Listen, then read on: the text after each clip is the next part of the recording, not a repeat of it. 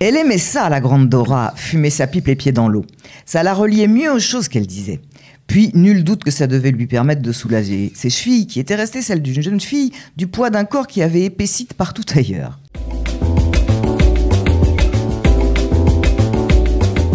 Vous aimez les livres, eh bien ça tombe bien, nous aussi. On est avec notre amie Nathalie Hirschsprung de la librairie Vice Versa et aujourd'hui on va parler du monde des gitans. Pourquoi ? Parce qu'elle a eu un coup de cœur pour un livre appelé Là où la caravane passe. Merci Nathalie d'être avec nous.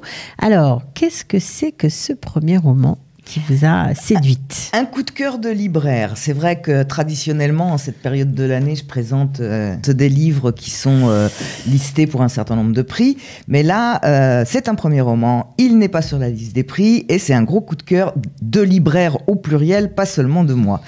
Alors, nous sommes au cœur du pèlerinage d'une communauté gitane. Ok. Et là, Céline Lorenz, elle fait la part belle à une galerie de personnages drôles, attachants, qui portent haut leur tradition. Il y a des histoires d'envie de transmission, mais il y a aussi des désirs de changement. C'est un livre en fait qui parle du vivre ensemble et de la liberté. C'est ce qui m'a beaucoup plu dans ce livre. Alors donc, vivre ensemble entre gitans et non-gitans, c'est ça ? Entre gitans et non-gitans, exactement. Donc, un clan de gitans arrive à Lourdes pour son pèlerinage annuel. Le narrateur en fait partie et il a un don de prémonition, de divination. Et c'est la grande Dora, qui est la doyenne du clan, qui est un personnage très haut en couleur, elle discute avec ses ancêtres morts tout en fumant sa pipe. Je lirai un petit extrait tout à l'heure. Elle a pris en charge son initiation. Donc en fait, tout au long de ce roman, il y a une chaleur écrasante qui est inhabituelle puisqu'on dit, il est d'usage de penser que quand les gitans débarquent quelque part, il se met subitement à pleuvoir. Mais non, pas du tout. Il fait extrêmement chaud et ça exacerbe les tensions, notamment avec l'arrivée d'un mystérieux personnage tout vêtu de noir et chacun est libre d'interpréter qui il est et il va se dérouler aussi des événements tragiques. Il y a une des petites filles de la communauté qui va être retrouvée morte. Et donc tout ça va amener le clan à une remise en question existentielle. Est-ce qu'il faut se sédentariser ou est-ce qu'il faut rester nomade ? Alors ce qui m'a fasciné dans ce livre, c'est qu'il y a des personnages qui sont extrêmement hauts en couleur. C'est vraiment très très drôle. On a Don Diego. Alors Don Diego, c'est un collectionneur compulsif de courges. De courges. Ah oui, d'accord, effectivement. Ouais. Il considère les courges comme sa propre famille. Il a d'ailleurs déshérité sa fille pour faire vivre à sa place une courge pulpeuse.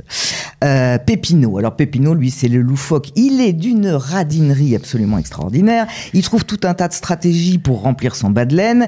Et à chaque fois, il se débrouille pour faire accuser sa femme Gina, qui est pourtant morte il y a plusieurs années. Très sympa.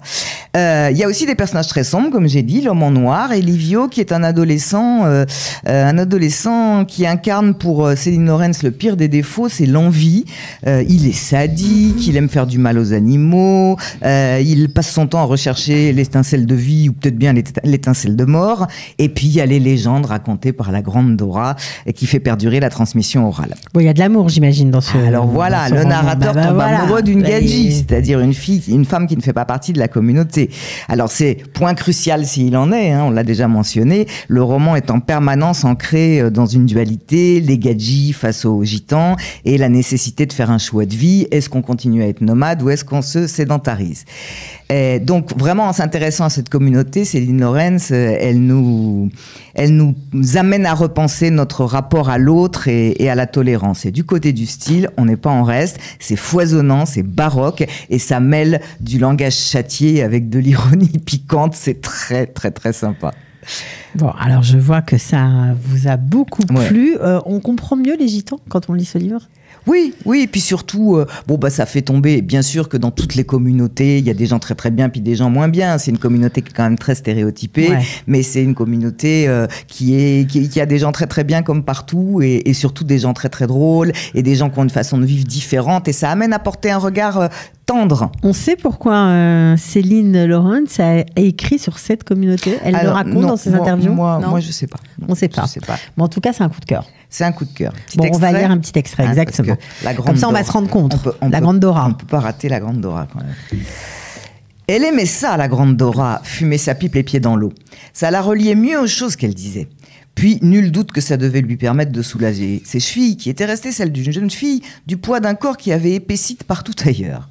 Elle avait une sacrée carrure, la grande Dora, bien qu'elle soit voûtée, avec des épaules d'Atlante, surmontées par sa petite tête olive à chignon blanc. Elle avait de larges mains aussi, pleines de rides, et dont les paumes alternaient entre des sillons si profonds qu'on eût dit des cicatrices avec d'autres comme des alluvions légers, tentant de se faire la malle, fusant dans toutes les directions. Surtout sa ligne de vie, c'était un tronc de chêne centenaire et noueux, remontant jusqu'à une ligne de fortune frêle comme un câble d'équilibriste et prenant racine dans une ligne d'amour gondolée comme la crête de vagues indisciplinées, même si ses amours, elle en parlait jamais, la grande Dora. C'était saisissant, dès qu'un nouveau-né débarquait, de la voir prendre sa petite main à l'intérieur des siennes, homasse et teintée par le tabac sans cesse aplati, lui servant à bourrer sa continuelle pipe. Cette pipe héritée de sa mère, et avant elle de sa grand-mère, et de toutes les femmes de sa famille, qui avaient laissé la marque de leurs dents et en avaient poli le bec de leurs lèvres charnues.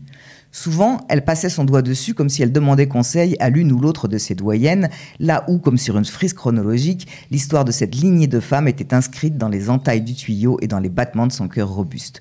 Souvent, perdue dans ses questions et ses souvenirs, elle discutait en fonction du conseil à demander avec sa tante Zélie, son arrière-grand-mère Frima ou Helena la Grande, sa mère qui était morte bien jeune d'un mal de cœur affreux quand on avait essayé de lui faire prendre l'avion à elle, une gitane, fille de la terre.